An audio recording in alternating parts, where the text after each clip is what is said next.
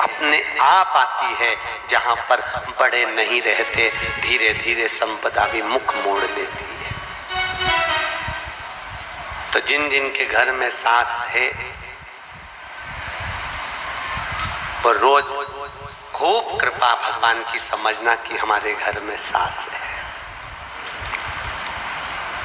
एक लड़की थी, भगवान से कहती थी, भगवान मेरी जहां शादी हो मुझे सास जरूर मिले, नहीं तो आज की होती तो कहती कोई नहीं मिले, वो तो भला हो, भगवान मेरी सास जरूर मिले। बेचारी की शादी हुई, जहाँ शादी हुई वहाँ सास ही नहीं मिली, खूब रोई घर पे जाके, मम्मी मेरी सास नहीं, मम्मी मेरी सास नहीं। कोई बात नहीं बेटा, चल निभा।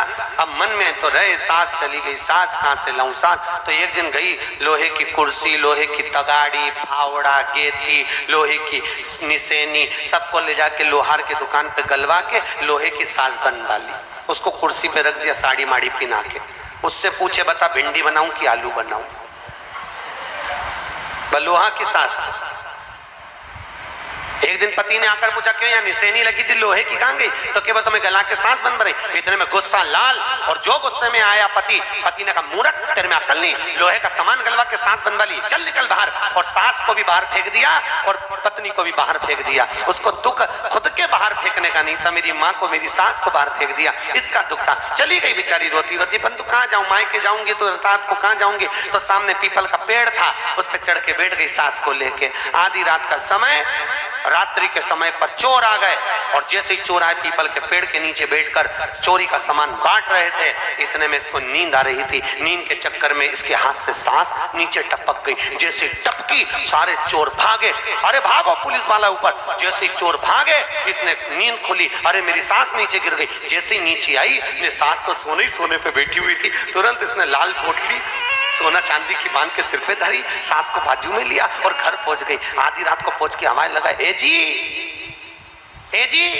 पति बोला फिर आ गई, अरे दरवाजा तो खोलो। पति ने जैसे ही दरवाजा खोला, इसने सोना खोल के दिखाया। पति तुरंत बोला अंदर आ, जल्दी अंदर। और जैसे ही अंदर गई, पति ने देखा कितना सोना सोना, फिर तो गाड़ी बंगला जमीन सब हो गई। अब इनके यहाँ तो हो गई, पर पड़ोसन की नींद उड़ गई, इसके यहाँ इतना कैसे आ गया?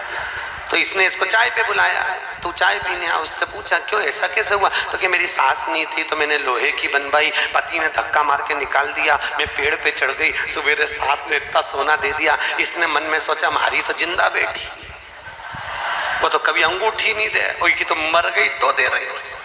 इसने भी अपने पति से कह दिया, सुनो आज मैं घर का सारा लोहे का सामान गलवा के सांस बनवाऊंगी। पति ने कहा अम्मा जिंदा काय को बनवा रही? बस मैंने बोल दिया ना, चुप रहो तुम। सुनो, मैं सांस बनवाऊंगी और तुम मेरे को धक्का मार के बाहर निकाल देना, सांस को भी फेंक देना, मैं पीपल के पेड़ पे चढ़ जाऊंगी, सोना ही सोना मिल जाएगा। और उसने कहा ठीक है। इसने फेंक भी दिया, निकल भी गई, पीपल पे चढ़ भी गई, चोर भी आ गए, बांटने भी लगे। इसने सांस को नीचे फेंक भी दिया, पर चोरों ने विचार करा 6 महीने पहले भी यही थी, आज भी यही है, अगली बार का माल आज ही लेना है, उतारो इसको नीचे।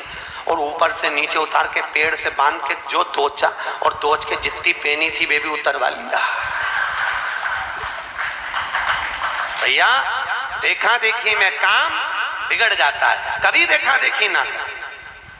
हम कई बार कथा में कहते हैं कक्षा 8वीं का पेपर, बच्चे एक के पीछे एक बैठे, लिखने को आ गया कि दिल्ली की सबसे बड़ी मीनार का नाम लिखो। आगे वाले ने लिख दिया दिल्ली में कुतुब मीनार है, पीछे वाले ने आगे वाले का देख के लिख दिया दिल्ली में कुतिया बीमार है।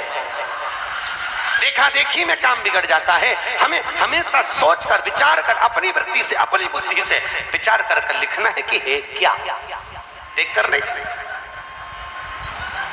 कई लोग कहते हैं, कई लोग व्रत रखने के बाद कहते हैं उसने बोला व्रत रखा इसलिए उसकी इतना लक्ष्मी आ गई। अरे भैया मालूम पड़े तुम व्रत करो और निपट जाओ तो सोच समझ कर, देखा देखी में नहीं, भगवान की भक्ति में करिए,